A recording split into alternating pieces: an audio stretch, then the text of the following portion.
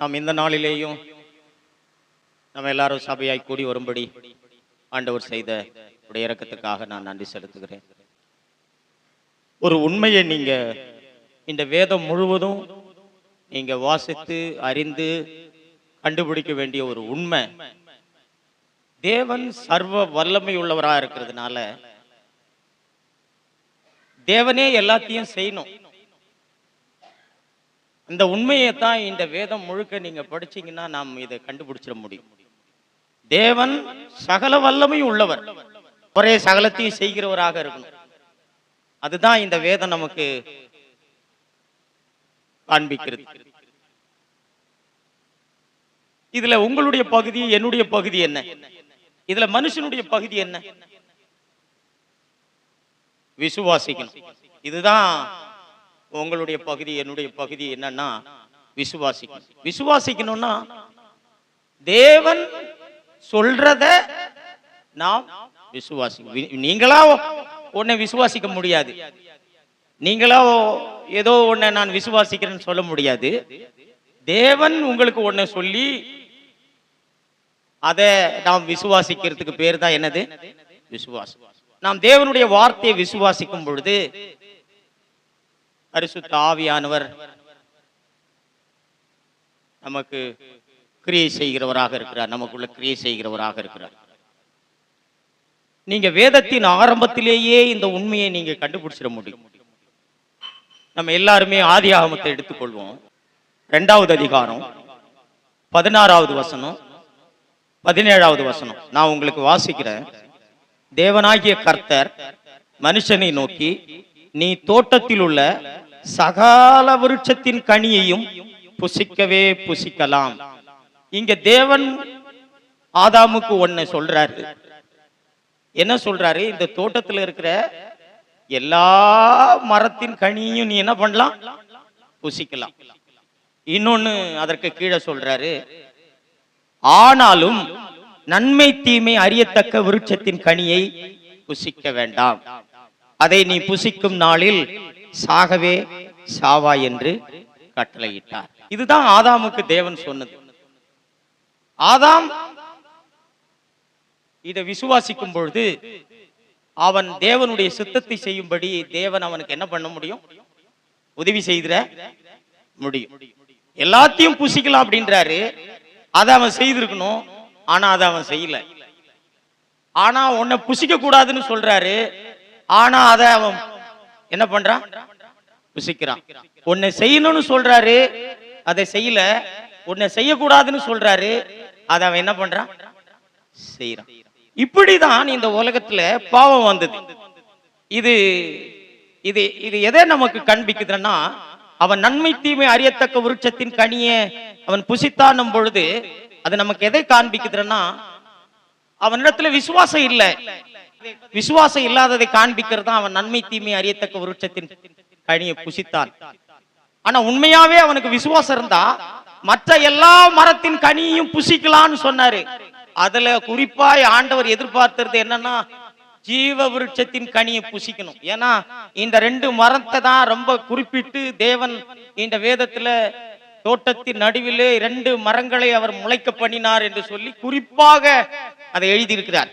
So அதை ஆண்டவர் நேரடியாக நீ அதை போய் புசின்னு சொல்ல முடியாது. எல்லாத்தையும் புசின்னு சொல்லும் பொழுது அதுல அந்த ஜீவ விருட்சத்தின் கனியும் அவன் புசிக்கணும்னு சொல்லி தேவன் எதிர்பார்த்தார். அப்போ ஜீவ விருட்சத்தின் கனியை அவன் புசித்திருந்தால் அது அவனுடைய விசுவாசத்தை காண்பிக்கிறது.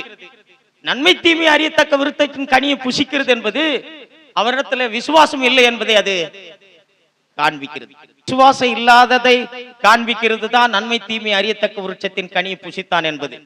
ஆனா அவன் உண்மையாகவே விசுவாசமா இருந்திருந்தா அவன் எதை புசித்திருக்கணும்? ஜீவ விருட்சத்தின் கனியை அவன் என்ன பண்ணணும்? புசித்திருக்கணும். விசுவாசிக்காததுனாலதான் இந்த உலகத்துல என்ன வந்தது? பாவம் வந்தது. எதை விசுவாசிக்காதனால?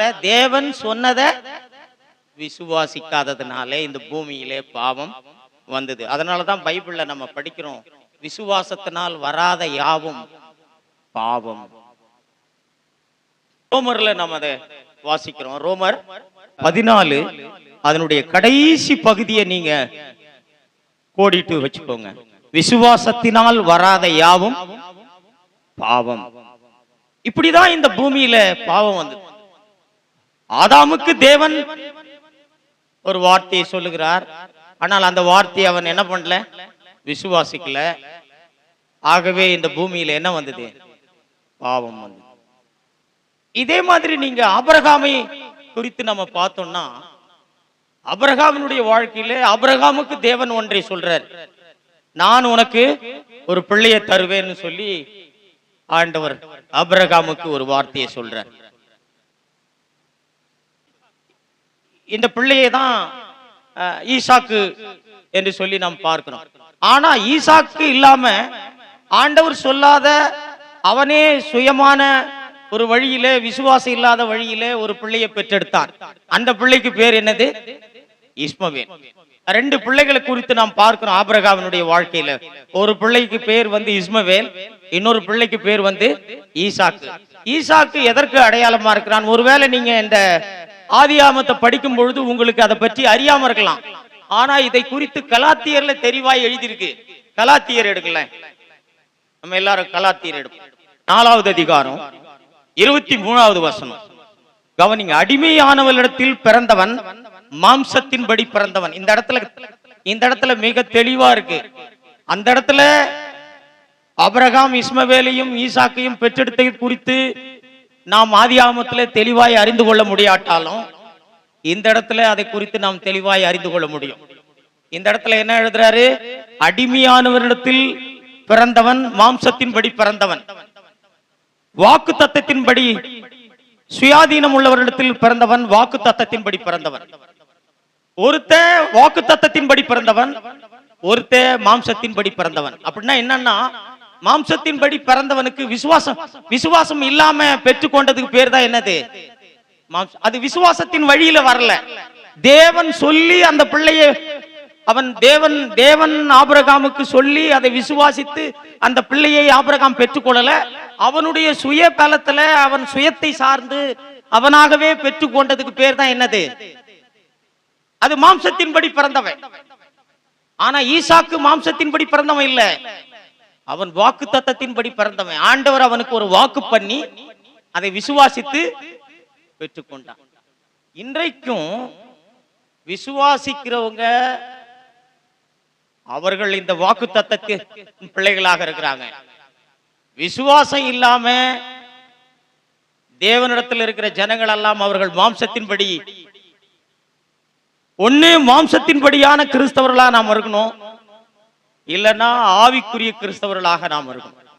ஆவிக்குரிய கிறிஸ்தவர்கள் தேவன் நமக்கு ஒன்றை சொல்லி அதை விசுவாசித்து வாழ்கிற ஜனங்கள் தான் ஆவிக்குரிய கிறிஸ்தவர்கள்.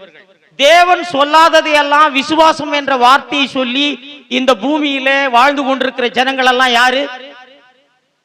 மாம்சத்தின்படி பிறந்தவர்கள். ஒண்ணு நாம் மாம்சத்தின்படியான ஜனங்களாக இருக்கணும், இல்லைன்னா விசுவாசத்தினால் வருகிறதெல்லாம் தேவனால வருகிறது. மாம்சத்துல செய்யப்படுறதெல்லாம் சுய இச்சையினால, சுய ஆசையினால என்ன பண்றது, செய்யப்படுகிறது. ஒண்ணுத்துல விசுவாசம் இருக்கு, ஒண்ணுத்துல விசுவாசம் இல்லை. ஆகவே எனக்கு அன்பானவர்களே, விசுவாசம் மிகவும் முக்கியமானது. ஆனா அந்த விசுவாசம் தேவனுடைய வார்த்தையை சார்ந்திருக்கணும். ஆபிரகாமுக்கு சொன்னதை தேவன் நமக்கு சொல்லல, ஆதாமுக்கு சொன்னதை தேவன் நமக்கு சொல்லல. நமக்கு என்ன சொல்லி இருக்காரோ அதை நாம் விசுவாசித்து அந்த வாழ்க்கை வாழ்கிறது தான் என்னது, ஆவிக்குரிய வாழ்க்கை, விசுவாச வாழ்க்கை. எனக்கு அன்பானவர்களே, நான் ஒரு பகுதியை உங்களுக்கு எடுத்து காண்பிக்கிறேன். சங்கீதம் 66 10வது வசனம், 11வது வசனம், 12வது வசனம். தேவனே எங்களை சோதித்தீர், வெள்ளியை புடமிடுகிறது போல எங்களை புடமிட்டீர். எங்களை வலையில் அகப்படுத்தி எங்கள் இடுப்புகளின் மேல் வருத்தமான பாரத்தை ஏற்றினீர். மனுஷர் எங்கள் தலையின் மேல் ஏறி போக பண்ணினீர். தீயையும் தண்ணீரையும் கடந்து வந்தோம், செழிப்பான இடத்தில் எங்களை கொண்டு வந்து விட்டீர். அற்புதமான ஒரு வசனங்கள். இந்த வசனங்களை தான் நாம் கவனிக்க போறோம். இந்த இடத்துல செழிப்பு என்கிற ஒரு வார்த்தையை நீங்க கவனிக்கணும். செழிப்பு என்கிற ஒரு வார்த்தையை ரொம்ப முக்கியமாய் கவனிக்கணும். ஏன் இதை கவனிக்கணும்னு சொன்னா, இன்றைய காலகட்டத்தில் கிறிஸ்தவர்கள் அதிகமாய் இந்த வார்த்தையை பயன்படுத்துகிறார்கள். செழிப்பு ஆங்கிலத்துல abundance அப்படின்ற ஒரு வார்த்தை போடப்பட்டிருக்கு. abundance, abundantly, abundance அப்படின்ற ஒரு வார்த்தை உபயோகப்படுத்தப்பட்டிருக்குது. அதனுடைய அர்த்தம் என்னன்னா, செழிப்புன்னா அதனுடைய அர்த்தம் என்னன்னா பரிபூரணம், மிகுதியான, திரளான. ஆபிரகாமுக்கு ஆண்டவர் சொன்னார்ல, கடற்கரை மணலை போல. மோசேயினிடத்துல ஆண்டவர் சொன்னார்ல, உன் கால் எங்கெங்கெல்லாம் வைக்கிறியோ அந்த இடத்தையெல்லாம் நான் உனக்கு தருவேன். அதுதான் அந்த செழிப்பு அப்படின்ற வார்த்தையினுடைய அர்த்தம். அதுதான் யோசுவாவுக்கிட்ட என்ன சொன்னாரு, மோசேக்கு என்ன சொன்னனும் அதே போல உனக்கு சொல்றேன், உன் கால் மிதிக்கிற தேசத்தை எல்லாம் உனக்கு நான் என்ன பண்ணுவேன், தருவேன். செழிப்பு என்று சொன்னால் அபரிவிதமாக, மிகுதியாக, திரளாக, பரிபூரணம். ஒரு அருமையான வார்த்தையை நம்ம சொல்லணும்னா பரிபூரணம், சம்பூரணம். இந்த வார்த்தையோட சம்பந்தப்பட்டது தான் செழிப்பு என்கிற வார்த்தை. இன்னைக்கு நீங்களும் நானும் மிகுந்த கவனத்தோடு வேதத்தை நாம் வாசித்து அறிந்து கொள்ளணும். இந்த வார்த்தையை உபயோகப்படுத்துகிற பெரும்பாலான கிறிஸ்தவர்கள் சத்தியத்தை அறியாதவர்களாக இருக்கிறார்கள். இவர்கள் சத்தியத்தை அறியாததனாலே அநேக ஜனங்கள் இவர்கள் மூலமாக வஞ்சிக்கப்படுகிறார்கள். இவர்கள் பற்றி இப்போ நம்முடைய காரியம் இல்லை, ஆனா இவர்கள் மூலமாய் திரளான ஜனங்கள் வஞ்சிக்கப்படுவதை பார்க்கும் பொழுது மிகுந்த வருத்தமா, வேதனையுமா இருக்கு. இதுக்கெல்லாம் காரணம் என்னன்னா, பழைய உடன்படிக்கை என்ன, புது உடன்படிக்கை என்ன என்பதை கிறிஸ்தவர்கள் பெரும்பாலானவர்கள் அறியாதவர்களா இருக்கிறார்கள். பிரமாணத்துக்கு கீழான வாழ்க்கை என்றால் என்ன, கிருபைக்கு கீழாக வாழ்கிற வாழ்க்கை என்ன என்பதை தெளிவாக அறியாதவர்களாக இருக்கிறார்கள். எனக்கு அன்பானவர்களே, பிரமாணத்துக்கு கீழே வாழ்ந்த ஜனங்களுக்கு எல்லாமே பூமிக்குரிய காரியங்கள். ஆண்டவர் அவங்களுக்கு சொன்னது எல்லாம் பூமிக்குரிய காரியங்கள். உங்களுக்கு ஒரு தேசத்தை தருவேன், உங்களுக்கு ஒரு பிள்ளையை தருவேன், உங்க களஞ்சியங்கள் நிரம்பும், நீ போகும்போது ஆசீர்வதிக்கப்படுவே, வரும்போது ஆசீர்வதிக்கப்படுவே, உன் வயல்வெளி ஆசீர்வதிக்கப்படும், உன்னுடைய களஞ்சியங்கள் பூரணமாய் நிரம்பும். பழைய உடன்படிக்கைக்கு கீழாக தேவன் சொன்ன எல்லாமே பூமிக்குரிய ஒரு செழிப்பு, பூமிக்குரிய ஒரு பரிபூர்ணமான வாழ்வு, எல்லாம் பூமிக்குரிய காரியங்கள், எல்லாமே பூமிக்குரிய காரியங்கள். ஆனால் கிருபைக்கு கீழாக பூமிக்குரிய காரியங்கள் எல்லாம் நமக்கு வாக்கு பண்ணப்படல. தேவன் இந்த பூமிக்குரிய காரியங்களை நமக்கு செய்ய மாட்டார் என்று நான் உங்களுக்கு சொல்லல. ஆனா அவைகளெல்லாம் நமக்கு வாக்கு தத்தங்கள் இல்லை, அவைகளெல்லாம் தேவன் நமக்கு சொல்லல. தேவன் சொல்லாததை விசுவாசம் என்ற பெயர்ல இன்றைக்கு ஜனங்கள் பிரசங்கித்துக் கொண்டிருப்பது ஒரு வஞ்சனை. எதை நாம் விசுவாசிக்க வேண்டும், எதை நாம் பெற்றுக்கொள்ள வேண்டும், தேவன் எதை எனக்கு செய்வேன் என்று சொல்லி இருக்கிறார் என்பதை அறிந்து கொள்ளாமல், விசுவாசம் இல்லாமலேயே தேவனிடத்தில் பெற்றுக் கொள்ளுகிற காரியங்களுக்கெல்லாம் விசுவாசம் என்ற ஒரு வார்த்தையை உபயோகப்படுத்துகிறார்கள். கிறிஸ்தவர்களே, நாம் மிகுந்த கவனம் உள்ளவர்களாக இருக்கணும். நாம் செழிப்பாக இருக்கக்கூடாது என்பது தேவனுடைய சித்தம் அல்ல. ஆனால் பிரமாணத்துக்கு கீழாக பூமிக்குரிய செழிப்பு, கிருபைக்கு கீழாக ஆவிக்குரிய செழிப்பு. இந்த வித்தியாசம் நமக்கு தெரியாவிட்டால் நிச்சயமாக இன்றைய கிறிஸ்தவ பிரசங்கிமார்களாலே நாம் வஞ்சிக்கப்படுவோம். சுய ஆசைகளையும் இச்சைகளையும் தூண்டி பிரசங்கித்து இன்றைக்கு கிறிஸ்தவ சபைகள் உண்மையாகவே ஒரு வஞ்சிக்கப்பட்ட சபைகளாக மாறிக்கொண்டிருக்கிறது. இந்த அபாயம் உங்களுக்கு எனக்கும் கூட உண்டு. இன்னைக்கு நம்ம 10 பேர் 20 பேர் இருப்போம். இன்னைக்கு என்ன சத்தியத்தை பேசுறோமோ 100 பேர் 200 பேர் வந்தாலும் இதே சத்தியத்தை தான் நாம் கடைசி வரைக்கும் என்ன பண்ணோம், பிரசங்கிக்கணும். பரிசுத்தத்தை பற்றி பிரசங்கம் பண்றோம்னா கடைசி வரைக்கும் இந்த பரிசுத்தம் தான் நம்முடைய முக்கியமானதாக இருக்கணும். நீங்களும் கூட உங்க வாழ்க்கையில 10,000 ரூபாய் வாங்கும் பொழுது பரிசுத்தத்தையே முக்கியப்படுத்தி வாழ்ந்தீங்க. லட்ச ரூபாய் சம்பாதித்தாலும் நீங்கள் பரிசுத்தத்தையே முக்கியப்படுத்தி என்ன பண்ணும்? வாழணும். உங்களுக்கு பணம் அதிகமா இருக்கா குறைவா இருக்குதான்றது முக்கியம் இல்ல. ஆனா பணம் அதிகமானதுதான் நீங்க விசுவாசமா இருக்கிறதுக்கு காரணம் என்று சொல்லி வஞ்சிக்கப்படக்கூடாது. இது இந்த கிறிஸ்தவத்திலே நடந்து கொண்டிருக்கிறது.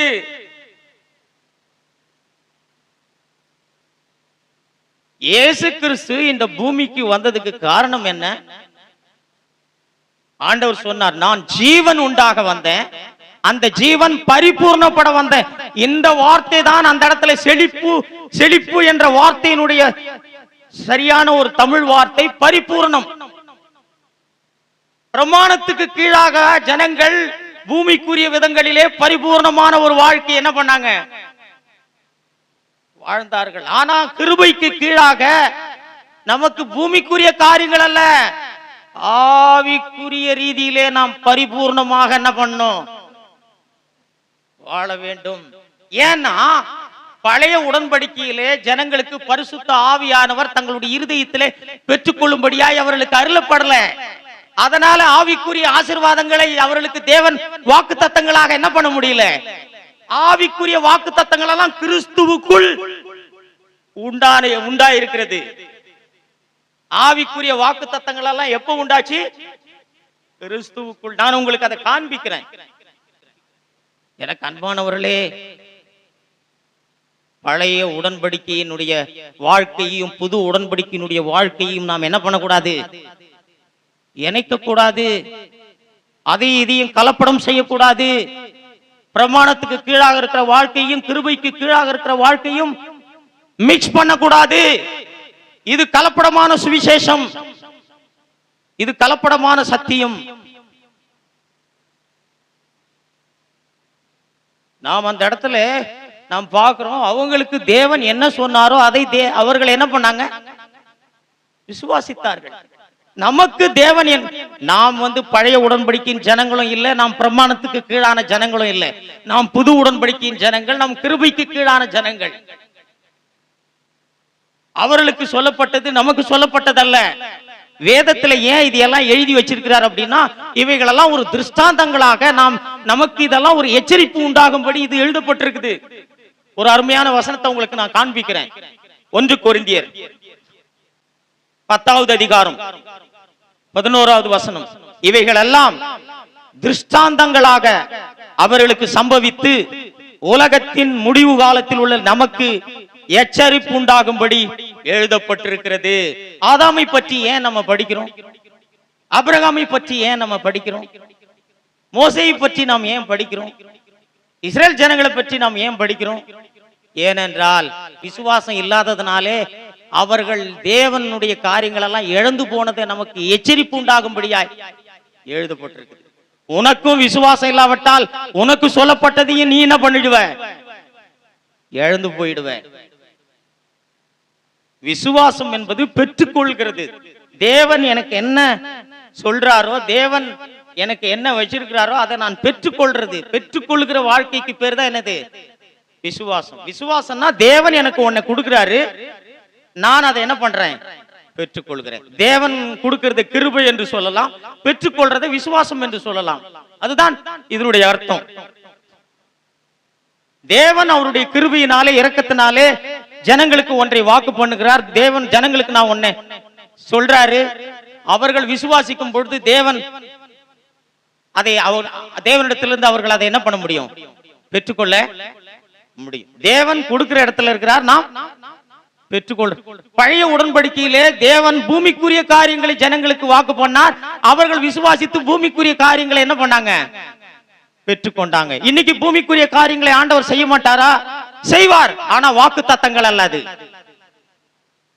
அதற்காக நீ விசுவாசமா, அதற்காக விசுவாசம் என்ற வார்த்தையை நீ என்ன பண்ணிவிட முடியாது?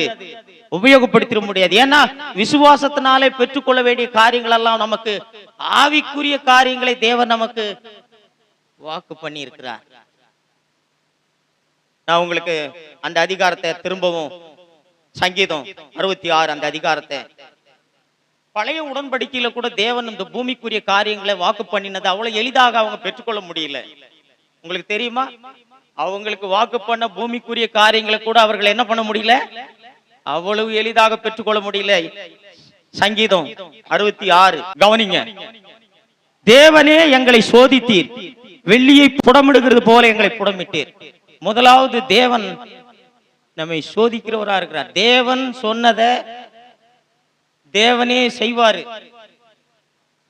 ஆனா நாம் பெருமையா இருக்க கூடாது. இது என்னால வந்துச்சு, இதுக்கு நான் தான் காரணம், உன்னை மேன்மைப்படுத்திட கூடாது, உன்னை பெருசா காட்டிட கூடாதுன்றதுக்காக உன் விசுவாசத்தை சோதித்து புடமிட்டு உன்னை தாழ்மைப்படுத்தி இதற்கு தேவனே காரணம் என்ற இடத்துக்கு வரைக்கும் தேவன் அதை உன் வாழ்க்கையில சொன்னதை அவர் என்ன பண்ண மாட்டாரு, செய்திட மாட்டார். நீங்க பாத்தீங்கன்னா பழைய உடன்படிக்கை கீழாக வாழ்ந்த ஜனங்களுக்கு பூமிக்குரிய காரியங்களை வாக்கு பண்ணார். கானான் தேசத்தை தருவேன்னு சொன்னார். செழிப்பான ஒரு தேசம், பாலும் தேனும் ஓடுகிற ஒரு தேசம். ஆபிரகாமுக்கு ஆண்டவர் சொன்னார், நான் உனக்கு ஒரு மகனை தருவேன், இந்த கடற்கரை மணலை போல உன்னை என்ன பண்ணுவேன், பெருக. இவைகளெல்லாம் அவர் எளிதாக அதை பெற்றுக்கொள்ளல. அவர்கள் சோதிக்கப்பட வேண்டியது இருந்தது. அவருடைய விசுவாசம் சோதிக்கப்பட வேண்டியது இருந்தது. ஆரம்பத்திலேயே நாம் பார்க்கிறோம் வேதத்துல, ஆதாமை தேவன் முதலாவது சோதித்தார். சோதிக்கப்படும்படிதான் சாத்தானையும் தேவன் என்ன பண்ணாரு, அனுமதித்தார். அவன் சாத்தானை என்ன பண்ணிருக்கணும், எதிர்த்திருக்கணும். அதான் விசுவாச வாழ்க்கை. விசுவாசம் இருந்திருந்தா அவன் தேவன் சொல்றத, தேவனுடைய வார்த்தையின் மேல அவனுக்கு விசுவாசம் இருந்திருந்தா பிசாசு சொல்றத அவன் என்ன பண்ணிருக்கணும், எதிர்த்திருக்கணும். தேவன் இதை புசிக்க கூடாதுன்றாரு, சாத்தான் இதை புசிக்கணும்னு வஞ்சிக்கிறான். அப்ப அவன் என்ன பண்ணிருக்கணும், எதிர்த்திருக்கணும். விசுவாசம் இருந்தாதான் சாத்தானை நம்மால என்ன பண்ண முடியும், எதிர்க்க முடியும். உன்னுடைய பலத்துல நீ அவனை எதிர்த்தா நீ என்ன பண்ணிடுவ. அதனாலதான் தேவனுடைய வார்த்தைய கீழ்ப்படியாம செய்யறது தவறுன்னு உணராத அளவுக்கு அவர்களை வஞ்சிக்கிறான். இல்ல இல்ல இதெல்லாம் அப்படி ஒண்ணும், ஆண்டவர் அவர் நல்லவரு, அவரு உங்களை நேசிக்கிறவரு, அப்படியெல்லாம் ஒண்ணும் இல்லை, நீங்க இதை சாப்பிட்றதுனால ஒண்ணும் ஆயிடாது அப்படின்னு அவர்களை தந்திரமா என்ன பண்றான். சாத்தான் ஜெயிக்கிறதுக்கு எளிய ஒரு வழி என்ன தெரியுமா, நீங்க விசுவாசமா இல்லைன்னா உங்களை ஈஸியா அவன் ஜெயிச்சிருவான். நீங்க விசுவாசமா இருந்தீங்கன்னா அவன் உங்களை என்ன பண்ண முடியாது, ஜெயிக்கும். விசுவாசம்னா என்ன, தேவனோட சேர்ந்து அவனை நான் எதிர்க்கிறேன்னு அர்த்தம். என் பலத்துல நான் எதிர்க்கல, அவருடைய பலத்துல அவரோட சேர்ந்து நான் எதிர்க்கிறேன். இதற்கு நான் காரணம் இல்ல, அவர் தான் இதுக்கு காரணம். அதனால சாத்தான் ஓடி போயிடுவான்.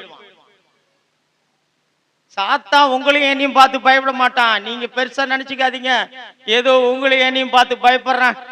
உங்களுக்குள்ள ஆண்டவர் இருந்தா ஆண்டவரை பார்த்து அவன் பயப்படுறான், அவன் உங்களை பார்த்து பயப்படல. நீங்க உங்களை ஈஸியா அவன் தோற்கடிச்சிருவான். ஆதாம ரொம்ப எளிதாய் தோற்கடிச்சிட்டான். ஒரே ஒரு வழி, விசுவாசத்தை விட்டு வழி விலக செய்யணும், அவ்வளவுதான். தேவனே சார்ந்து கொள்ளக்கூடாது, அவ்வளவுதான். தேவனுடைய வார்த்தைய கொஞ்சம் தந்திரமா சொல்லி அவர்களை என்ன பண்ணணும், தான் செழிப்புன்ற வார்த்தைய எவ்வளவு தந்திரமா பிரசங்கம் பண்ணி ஜனங்களை என்ன பண்றாங்க, வஞ்சிக்கிறாங்க. ஆண்டவர் சொல்லி இருக்கிறாரு, களஞ்சியங்கள் பூர்ணமாய் நிரம்புன்னு சொல்லியிருக்காரு, உன் கால் வைக்கிற தேசத்தை எல்லாம் கொடுப்புன்னு சொல்லி இருக்கிறாரு. எவ்வளவு தந்திரமா. இவர்களெல்லாம் யாரு, இவர்களெல்லாம் சாத்தான் விசுவாசம் இல்லாம மாம்சத்தை சார்ந்து கொள்ளும்படியாய், சுயத்தை சார்ந்து கொள்ளும்படியாய் சாத்தான் இவர்களை எளிதாய் தோற்கடிச்சிடறான். ஆண்டுடைய வார்த்தையை தான் பேசுறாங்க, ஆனா அந்த ஆண்டுடைய வார்த்தையை தந்திரமாக, இவைகளெல்லாம் சாத்தானுடைய சூழ்ச்சி. இவர்களுக்கு பின்பதாக ஆண்டவர் இருந்து இவர்களை இயக்கல, இவர்களுக்கு பின்பதாக சாத்தான் இவர்களை இயக்கி கொண்டிருக்கிறான். பிசாசு இவர்களை இயக்கி கொண்டிருக்கிறான். என கண்மானவர்களே, இதை நீங்க ரொம்ப கவனிச்சு அறிந்து கொள்ளணும். ஆண்டவர் வாக்கு பண்ணதையெல்லாம் ரொம்ப எளிதாக அவர்கள் என்ன பண்ணல, பெற்றுக்கொள்ளல. அதற்காக அவர்களை என்ன பண்ணார், ஆண்டவர் சோதித்தார். சோதிக்கிறதுக்கு என்னென்னலாம் பண்ணாரு, மனுஷங்களை தலை மேல ஏறி போறதுக்கு அனுமதிச்சாராம். இதை வாசிங்களா நீங்க. அவங்கள சோதித்து அவங்க கிட்ட இருக்கிற நம்பிக்கையெல்லாம் உடைச்சி அவங்கள ஒண்ணு இல்லாம ஆக்கி அவங்கள சார்ந்து கொள்ளாம ஐயோ இதுக்கு நான் காரணமே இல்லை, என்னுடைய பலன் உதவாது, நான் பயனற்றவன், நான் பிரயோஜனமற்றவன், என்னால் ஆச்சுன்னு சொல்றதுக்கு எதுவுமே இல்லைன்ற இடத்துக்கு அவர்களை கொண்டு வர்றதுக்கு ஆண்டவர் என்ன பண்ணாரு? 11வது வசனம், எங்களை வலையில் அகப்படுத்தி ஆண்டவரே அவர்கள் என்ன பண்றாரு? வலையில் அகப்படுத்தி எங்கள் இடுப்புகளின் மேல் வருத்தமான பாரத்தை ஏற்றினீர். 12வது வசனம், மனுஷரை எங்கள் தலையின் மேல் ஏறி போக பண்ணினீர், தீயையும் தண்ணீரையும் கடந்து அதுக்கப்புறம் செழிப்பான இடத்திற்கு எங்களை என்ன பண்ணீர்? சகோதரனே, ஆண்டவர் உனக்கு வாக்கு பண்ணது எல்லாம் ரொம்ப எளிதாய் நீ பெற்றுக்கொள்ள முடியாது. உன்னை சோதிக்கிறாரு, முதல் உன் விசுவாசத்தை சோதிக்கிறாரு. அது என்னன்னா, உன் மாம்சத்தின் மேல ஒரு துளியும் நீ நம்பிக்கை வைக்க கூடாது. உன்னால இது நடந்துச்சுன்னு நீ சொல்லக்கூடாது. தேவன் சொன்னாரு, தேவனே எல்லாத்தையும் அவர் செய்வார். ஏன்னா அவர் சர்வ வல்லமை உள்ளவர். தேவனுடைய மகிமையை நீ திருடக்கூடாது. அதற்காக தான் உனக்கு ஒரு பாடத்தை கத்து கொடுக்கிறாரு. என்ன அந்த பாடம்? அவராலே அல்லாமல் எங்களால் ஒன்றும் செஞ்சிட முடியாது. இதற்காக தேவன் என்ன பண்றாரு? சாத்தானை அனுமதிக்கிறாரு, இதற்காக மனுஷங்களை அனுமதிக்கிறாரு, இதற்காக பாரமான காரியங்களை அனுமதிக்கிறாரு. இவைகள் எல்லாம் உங்களை உடைச்சி நொறுக்கி உங்களை பூஜ்யமாக்கி, நான் எதுக்குமே தகுதியான ஆள் இல்லை, நான் நரகத்துக்கு போறதுக்கு மட்டுமே தகுதியானவன், என்னை பற்றி பெருசா இன்னைக்கு நான் வேலை செய்யறேன்னா ஏதோ நான் நல்லா படிச்சுட்டு இந்த வேலை எனக்கு கிடைச்சிட்டுன்னு ஒரு காலம் என் வாயில் அந்த வார்த்தை வரக்கூடாது. இன்னைக்கு அதிகமான சம்பளம் நான் வாங்கி கொண்டிருக்கிறேன்னா இதுக்கெல்லாம் காரணம் நான் எந்த விதத்திலையும் இதற்கு தகுதியான ஆள் இல்லை, நான் நரகத்துக்கு போறதுக்கு மட்டும்தான் தகுதியானவன். நம்ம மேல எந்த ஒரு நம்பிக்கையும் இது என்னால வந்துச்சு, இதுக்கு நான் தான் காரணம்னு சொல்லி உன்னை பற்றி நீ உயர்வாய் பேசவோ, உன்னை உயர்த்தி காண்பிக்கவோ, உன்னை மேன்மையாய் ஜனங்களுக்கு முன்னாடி பேசவோ நீ கூடாது. அப்படி கூடாதுன்னு சொல்லணும்னா உனக்கு தேவன் ஒரு பாடத்தை கத்துக் கொடுக்க வேண்டியது இருக்குது. அந்த பாடத்துக்கு பேர் தான் சிலுவையின் பாடம். உன்னை பூஜ்யமாக்குவதற்கு பேர் தான் சிலுவையின் பாடம். அப்பொழுது நீ படிச்சு நீ வேலை செய்தாலும் இதற்கு நான் ஒரு துளியும் காரணம் இல்லை. எவ்வளவு ஜனங்கள் சபைக்கு வந்திருந்தாலும் இதற்கு நான் ஒரு துளியும் காரணம் இல்லை. எல்லாம் தேவனே, எல்லாவற்றையும் செய்கிறவர் அவரே, நான் வெறும் பூஜ்யம். இந்த பாடத்தை கிறிஸ்தவர்கள் பெரும்பாலானவர்கள் கற்றுக்கொள்ளல. இந்த சிலுவையின் பாடத்தை கற்றுக்கொள்ளாததுனால பிரமாணத்துக்கு கீழா இருக்கிற வாழ்க்கை என்ன, கிருபைக்கு கீழா இருக்கிற வாழ்க்கை என்ன என்பதை அவர்கள் அறியல.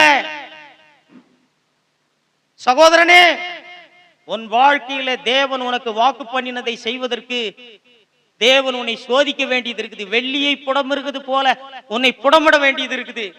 உனக்குள்ள இருக்கிற மாம்சத்தின் மீது இருக்கிற எல்லா நம்பிக்கையும் அற்று போக செய்ய வேண்டியது இருக்குது. ஆபிரகாமுக்கு தேவன் வாக்கு பண்ணினத 25 வருட காலம் அவன் காத்திருந்தான். ஏன் 25 வருஷ காலம் ஆச்சு? அவன் மாம்சம் உடைக்கப்பட்டு நான் ஒண்ணு இல்ல, என்னால இது வந்துச்சு, இதுக்கு நான் தான் காரணம் என்ற இல்ல, இந்த பாடத்தை அவன் கற்றுக்கொள்றதுக்கு 25 வருட காலமானது. இப்போ ஆபிரகாமுக்கு தேவன் ஒரு பிள்ளையை கொடுத்தாரு. இப்போ ஆண்டவர் அவனை சோதிக்கிறாரு. அந்த பிள்ளை எனக்கு வேணும்ன்றார், உடனே கொடுத்துறான். ஏன்? அவன் ஒரு பாடத்தை கத்துக்கிட்டான்.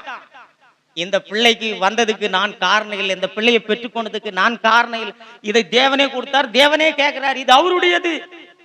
இந்த பாடத்தை அவர் கற்றுக்கொண்டான். கானான் தேசத்தை அவ்வளவு எளிதாக தேவன் அவர்களுக்கு கொடுக்கல. தேவன் வாக்கு பண்ணது உண்மைதான். 6 லட்சம் பேர் புறப்பட்டாங்க அந்த கானான் தேசத்தை சுதந்தரிக்கிறதுக்கு. 2 பேர் தான் சுதந்தரிக்க முடிஞ்சது.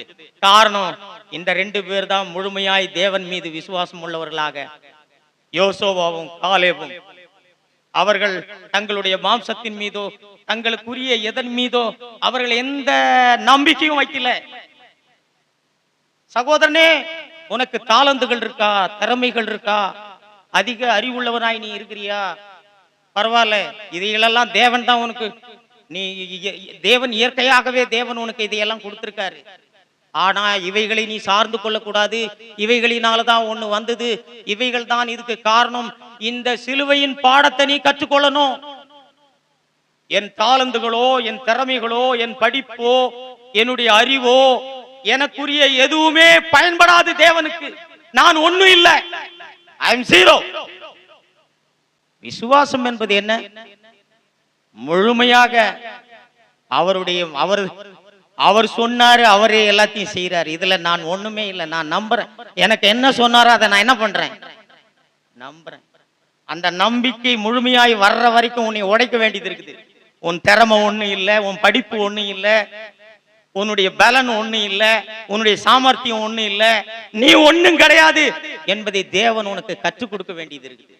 அதற்காக தான் மனுஷங்க தலை மேல ஏறி போறதுக்கு தேவன் என்ன பண்றாராம்? நீ வேலை செய்யற இடத்துல மனுஷர்களை தேவன் பயன்படுத்துவார். உன்னுடைய குடும்பத்துல உன் கணவரை பயன்படுத்துவார், உன் மனைவியை பயன்படுத்துவார்.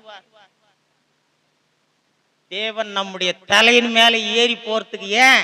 உன்னை ஒண்ணும் இல்லாம ஆக்குற வரைக்கும் அவர் சொன்னதை அவர் நம்முடைய வாழ்க்கையில செய்திட மாட்டார்.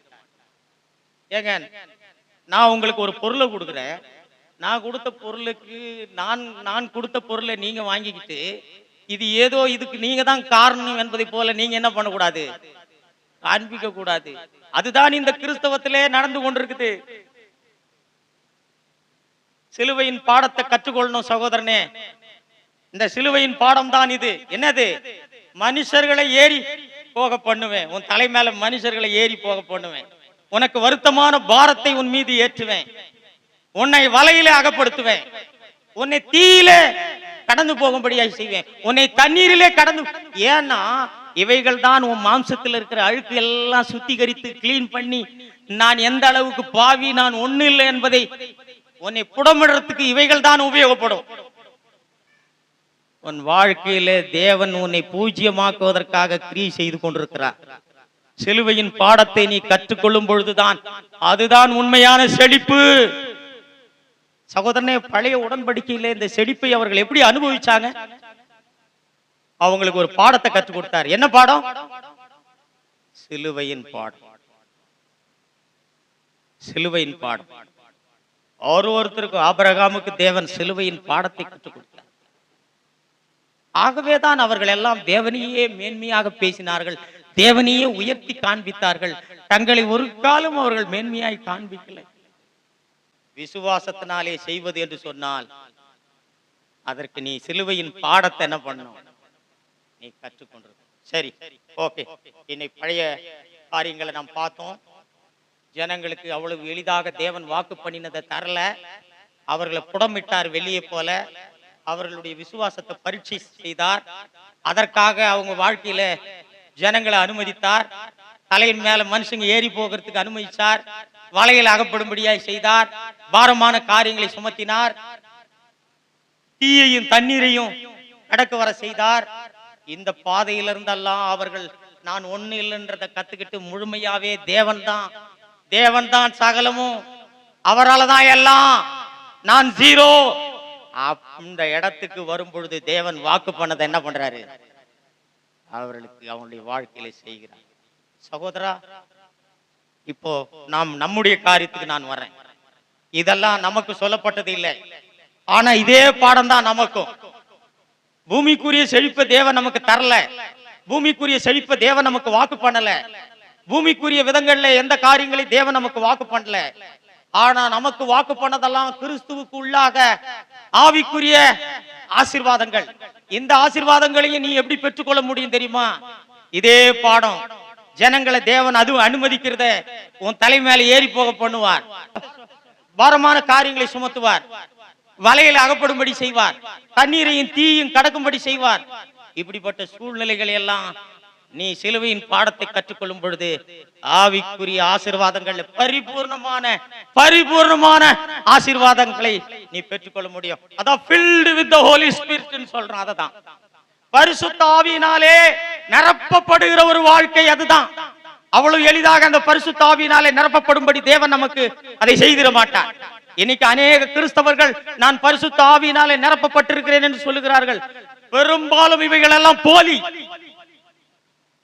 தேவன் நம்மை சோதித்து பரீட்சித்து நம்ம தலையில் மேல ஜனங்களை ஏறி போக செய்து நமக்கு வருத்தமான பாரத்தை ஏற்படுத்தி வலையில் அகப்படும்படி செய்து தண்ணீரையும் தீயையும் கடக்கும்படி செய்து ஆண்டவரே நீங்க இல்லாம இந்த வாழ்க்கை என்னால் வாழ்ந்திட முடியாதுன்ற இடத்துக்கு வரும்பொழுது தேவன் உங்களை பரிசுத்த ஆவியினாலே நிரப்புவார்.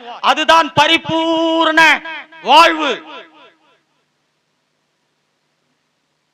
பரிசுத்த ஆவியானவராலே நிரப்பும் போது என்ன நடக்குது?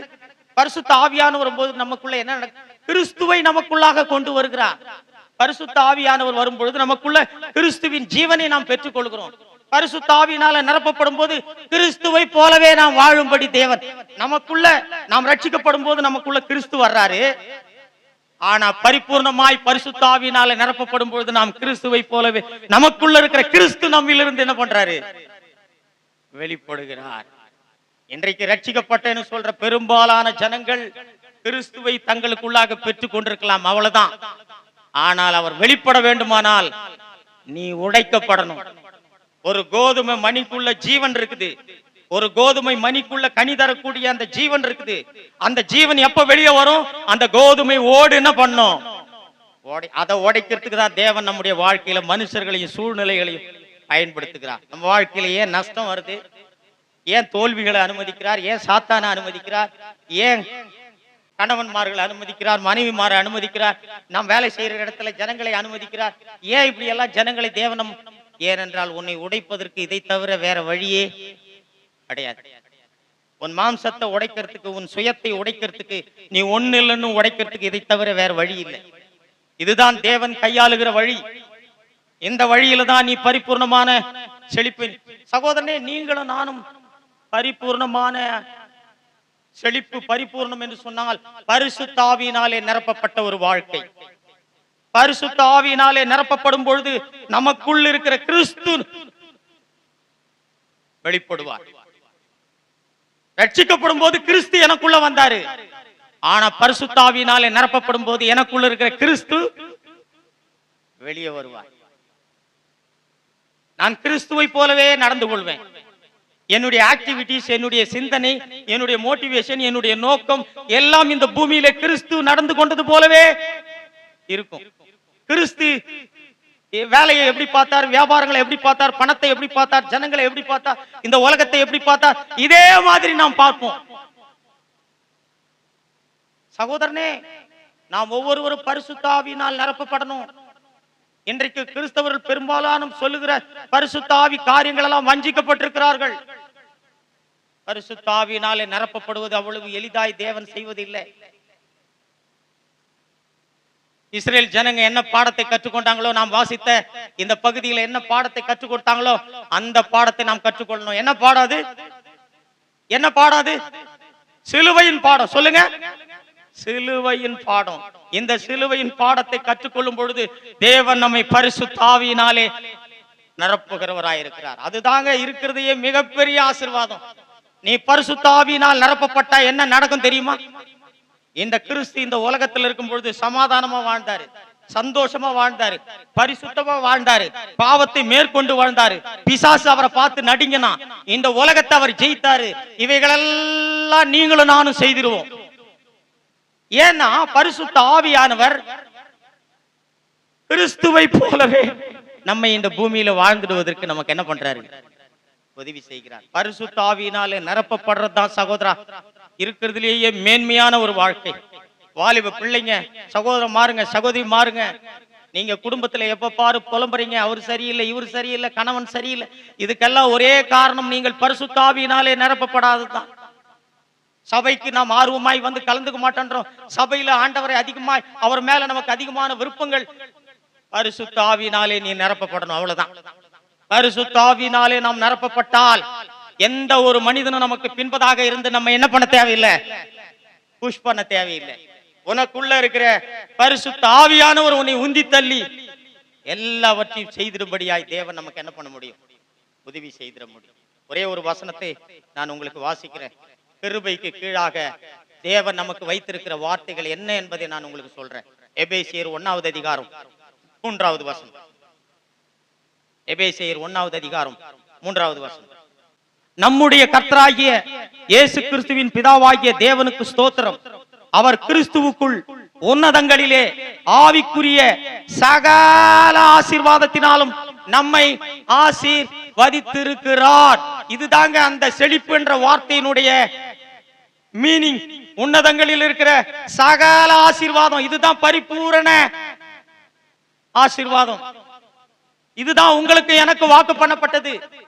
கிறிஸ்துவுக்குள்ளாக இருக்கிற ஆசீர்வாதம். நீயும் நானும் எப்ப கிறிஸ்துவுக்குள்ளானோ, நீயும் நானும் எப்ப கிறிஸ்துவுக்குள்ளானோ சகோதரனே தெரியுமா உனக்கு? நீயும் நானும் எப்ப கிறிஸ்துவுக்குள்ளானோ? நாம் ரட்சிக்கப்படாததுக்கு முன்பதாக நாம் பாவிகளா இருந்தோம்.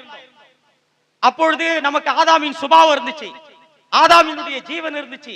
இயேசு கிறிஸ்து சிலுவையில மரிக்கும் பொழுது அவரோடு கூட சேர்ந்து என்னையும் சிலுவையில அறைஞ்சிட்டாரு. ஆதாமினுடைய சுபாவம், ஆதாமினுடைய ஜீவன் சிலுவையில் அறையப்பட்டுச்சு. தேவன் இப்ப என்னை கிறிஸ்துவுக்குள், நான் எப்ப ரட்சிக்கப்பட்டனோ நான் இப்போது கிறிஸ்துவுக்குள் இருக்கிறேன். தேவன் என்னை கிறிஸ்துவுக்குள் வைத்து விட்டார். இப்போ கிறிஸ்துவனுடைய ஜீவனும் கிறிஸ்துவனுடைய சுபாவமும் என்னிலிருந்து என்ன பண்ணும்? ஒரு காலத்துல ஆதாமில் இருந்த போது ஆதாமினுடைய காரியங்கள் எப்படி என்னிடத்திலிருந்து வந்ததோ, கிறிஸ்துவுக்குள்ள இருக்கும் பொழுது கிறிஸ்துவினுடைய ஜீவன், கிறிஸ்துவனுடைய சுபாவம், இயேசு கிறிஸ்துவினுடைய சிலுவை மரணத்தின் மூலமாக தேவன் நமக்குரிய அத்தனையும் செய்து முடிச்சிட்டார். இனிமேல் இந்த வசனத்தை நீங்க கவனித்து வாசிங்க. கிறிஸ்துவுக்குள் ஆசீர்வதித்திருக்கிறார். இனிமே ஆசீர்வதி. ஆண்டவரே இனிமே எனக்கு ஏதாவது ஒண்ணு செய்யுங்கன்னா ஆண்டவர் சொல்வாரு, எல்லாவற்றையுமே சிலுவை மரணத்தின் மூலமாக கிறிஸ்துவுக்குள்ளாக எல்லாவற்றையும் செய்து முடிச்சிட்டேன். நீ விசுவாசித்தால் நான் என்னெல்லாம் செய்து முடிச்சிருக்கணும் அதையெல்லாம் நீ இந்த வாழ்க்கையில நீ என்ன பண்ண முடியும்? பெற்றுக்கொள்ளும். இதை தவிர வேற ஒன்றையும் நான் செய்திட முடியாது. இனிமே புதுசா செய்யறதுக்கு ஒண்ணே இல்லை. எல்லாவற்றையும் கிறிஸ்துவுக்குள்ளாக தேவன் என்ன பண்ணிட்டாரு? ஆசீர்வதிக்க போறேன்னு சொல்றாரா, ஆசீர்வதிச்சுட்டேன்னு சொல்றாரா? இது எப்ப நடந்துச்சு? இயேசு கிறிஸ்து எப்போ சிலுவையில் மரித்தாரோ அப்பொழுதே சகல ஆசீர்வாதங்களும் சம்பாதிக்கப்பட்டு விட்டாயிடுச்சு. தேவன் நீ எப்ப ரட்சிக்கப்பட்டுட்டியோ அப்பயே நீ கிறிஸ்துவுக்குள்ளாக தேவன் உன்னை வைத்து விட்டார். இனிமே நீ கிறிஸ்துவுக்குள்ள இருக்கிற அந்த வாழ்க்கையை நான் வாழணும்ன்ற விசுவாசம் தான் உனக்கு வேணும். உனக்கு வேண்டியதெல்லாம் விசுவாசம். நான் கிறிஸ்துவுக்குள் இருக்கேன், நான் கிறிஸ்துவுள் இருக்கிறேன், கிறிஸ்துவை போல வாழணும். இந்த மாதிரி வாழ்க்கையை நான் வாழக்கூடாது. இது தேவனுடைய சித்தம் இல்ல. கிறிஸ்துவை போல வாழ்றதுதான் தேவனுடைய சித்தம். நீ மனம் திரும்பி மனம் திரும்பி மனம் திரும்பி நீ விசுவாசித்து விசுவாசித்து பரிசுத்த ஆவியினாலே நீ நிரப்பப்படும் பொழுது கிறிஸ்துவை போலவே இந்த பூமியிலே வெற்றியுள்ள ஒரு வாழ்க்கையை நாம் என்ன பண்ணிட முடியும்? வாழ்ந்துட முடியும். சகோதரனே, ஏதோ நீயும் நானும் ஆண்டவரே எனக்கு ஒண்ணு செய்யுங்க, எனக்கு ஒண்ணு செய்யுங்கன்னு காத்துக்கிட்டு இருக்கிறீங்க. உங்களுக்கு சுகம் வேணுமா? உங்க பிரச்சனையிலிருந்து விடுதலை வேணுமா? உங்களுடைய தொல்லைகள் இருந்து விடுதலை வேணுமா? ஒரே ஒரு காரியம் தான், தேவன் உன்னை கிறிஸ்துவுக்குள் வைத்து விட்டார். நீ அப்ப ரட்சிக்கப்பட்டியோ அப்பயே கிறிஸ்துவுக்குள்ள வைத்து விட்டார். கிறிஸ்துவுக்குள் நமக்கு வேண்டிய அத்தனையும் இருக்கிறது. நீ கிறிஸ்துவுக்குள்ள இருக்கிற என்பதை மட்டும்தான் நீ இப்ப நீ பார்க்கணும். உன்னுடைய எந்த சொந்த முயற்சியும் இதற்கு பயன்படாது. விசுவாசம் மாத்திரம் தான் இதற்கு பயன்படும். நீ எப்போ விசுவாசிக்கிறாயோ அப்ப கிறிஸ்துவுக்குள்ள இருக்கிற எல்லா முன்னிலிருந்து பாய்ந்து என்ன பண்ணும்?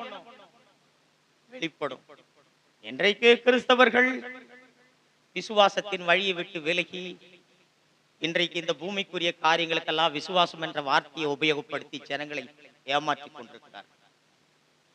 சகோதரனே, தேவன் கிறிஸ்துவுக்குள் எல்லாவற்றையும் செய்து முடிச்சிட்டார். உங்களுக்கு உங்களுடைய கஷ்டம், கவலை, கண்ணீர், துன்பம், வேதனை, உங்களுடைய எல்லாம் இந்த பூமியிலே இவைகளெல்லாம் நீ ஜெயித்து நீ ஒரு ஜெயமுள்ள ஆளாய் வாழணும்னா உன்னை தேவன் கிறிஸ்துவுக்குள் வைத்திருக்கிறார் என்பதை நீ பார்க்கணும். கிறிஸ்து இந்த பூமியிலே எப்படி வாழ முடிஞ்சதோ அதே போல நாமும் வாழ முடியும் விசுவாசம் இருந்தா. ஏன்னா இது உன்னுடைய சுய முயற்சியிலே வாழ்கிற வாழ்க்கை இல்லை. இது நீ கிறிஸ்துவுக்குள்ள இருந்து வாழ்கிற ஒரு வாழ்க்கை. இது கிறிஸ்துவுக்குள்ள இருந்து வருகிற வாழ்க்கை. இந்த மாதிரி நிறைய வார்த்தைகளை நான் உங்களுக்கு சொல்ல முடியும். சகோதரனே, பழைய உடன்படிக்கையிலே பரிசுத்த ஆவியானவர் அருளப்படல. இருதயத்திலே அவர்கள் பரிசுத்த ஆவியை பெற்றுக்கொள்ளல. ஆவிக்குரிய செயல்கள் அவர்களுக்குள்ளாக ஆவியிலே பரிசுத்த ஆவியானவர் என்ன பண்ணல, செய்யல. அவர்களுக்கு பூமிக்குரிய வாக்கு தத்தங்களை அவர்களுக்கு தேவன் கொடுத்தார், பூமிக்குரிய காரியங்களை கொடுத்தார். அதையும் கூட அவ்வளவு எளிதா அவர்கள் பெற்றுக்கொள்ளல.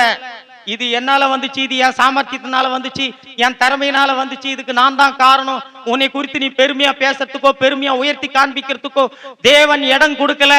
அவர்களை உடைத்து நொறுக்கி ஒன்றுமில்லாமலாக்கி பூஜ்யமாக்கி இதற்கு நான் காரணம் இல்லை, நான் ஒன்றுமில்லை என்ற சிலுவையின் பாடத்தை கற்றுக்கொண்ட போது தேவன் சொன்ன காரியங்களை தேவன் அவருடைய வாழ்க்கையிலே நிறைவேற்றினார். இதே பாடம் தான் இப்பொழுது ஆவிக்குரிய காரியத்துக்கும். கிறிஸ்துவுக்குள்ளாக தேவன் உன்னை வைத்து விட்டார்.